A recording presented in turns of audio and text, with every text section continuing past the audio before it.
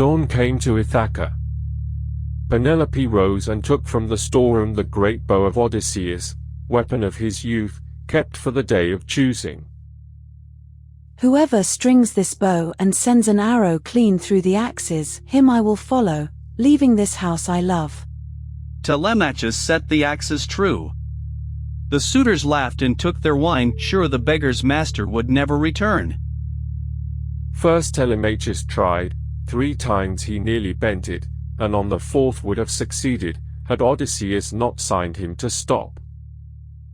Antinous warmed the bow by the fire and failed. Eurymachus failed. One after another the proud men of Ithaca could not string the weapon of the absent king. It is not the wedding I mourn, it is that we fall so far short of Odysseus. This will be a tale against us forever. Wine has made you mad. Beggar, sit quiet, or you'll leave this hall on a black ship. Mother, go to your chamber. The bow is a man's affair now. I am master enough in this house. Outside, Odysseus revealed himself to Eumaeus and Philœtius the cowherd. He showed the scar. They wept and kissed him as their true lord. He ordered the doors barred and women kept from the courtyard. Philœtius secured the outer gate. The trap was set. The beggar took the bow. He turned it in his hands as a bard turns a lyre, testing for worm, for warp, for the truth of the wood. Then Odysseus threw off his rags. He leaped to the threshold with the bow and a quiver full of death. He knocked an arrow and shot clean through every axe helve, from first to last, without grazing bronze. Zeus thundered overhead. The suitors scrambled for spears and looked to the walls, but Telemachus had entered the armory. Eurymachus begged for mercy and died on the same threshold. Dogs, you thought I would never come home. You wasted my house, courted my wife, feared neither gods nor men. Now your hour has come. If you are Odysseus of Ithaca home again, spare us. Antinous was the ringleader. We will make good every wrong. Not if you gave me all your father's wealth would I stay my hands, until every suitor has paid for his outrage. One by one the suitors fell, Amphinomus among them, who had almost chosen better. When the bow was spent, spears finished what the shafts began. The hall grew still. Athena came as mentor, then as a swallow in the rafters. Her aegis flashed. Panic broke the suitors' courage like a wave. The faithless serving women were judged. Telemachus carried out the hard sentence. Then sulfur and fire cleansed the megaron of blood and feast. One by one the suitors fell, Amphinomus among them, who had almost chosen better. When the bow was spent, spears finished what the shafts began. The hall grew still. She came down and sat opposite him in silence, searching his face. Telemachus rebuked her coldness. She answered, "If he is truly Odysseus, we have signs between us no other knows. Keep your joy within, old nurse. These men were brought down by the gods and their own wickedness. Fetch the women who shamed this house." The faithless serving women were judged. Telemachus carried out the hard sentence.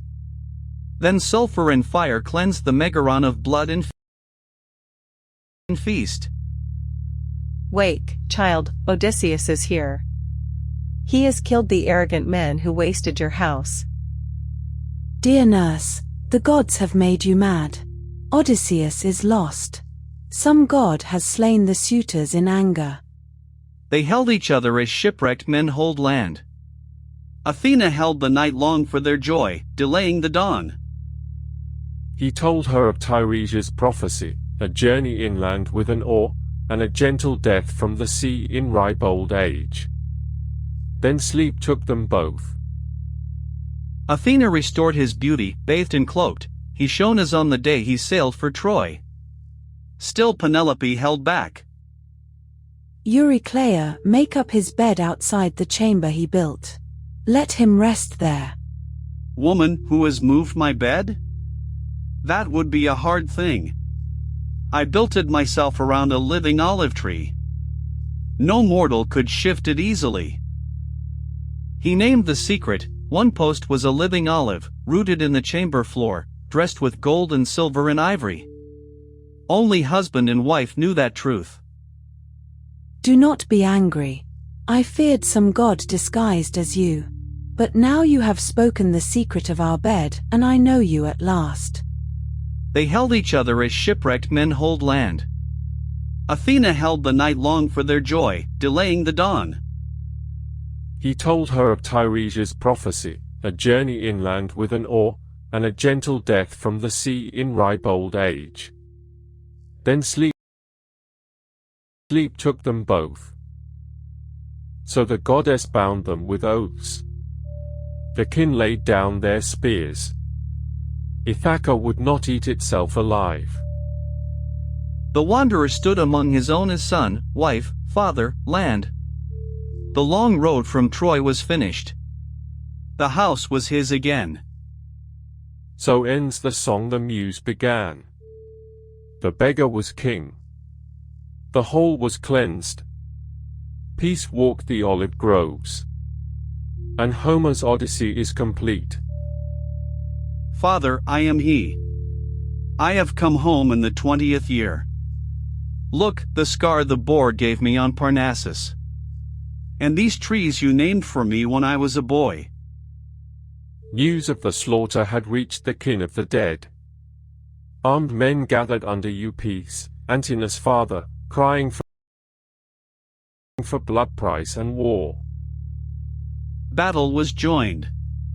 Laertes cast first and struck Eupedes down. Odysseus and Telemachus would have finished every foe, but Athena cried out to stop the killing. Son of Laertes, hold your hand. End the strife. Let peace be made, and forgetfulness of blood. So the goddess bound them with oaths.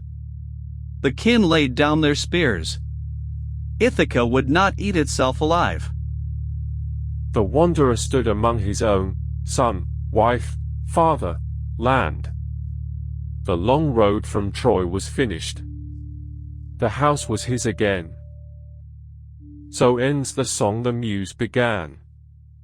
The beggar was king. The whole was cleansed. Peace walked the olive groves.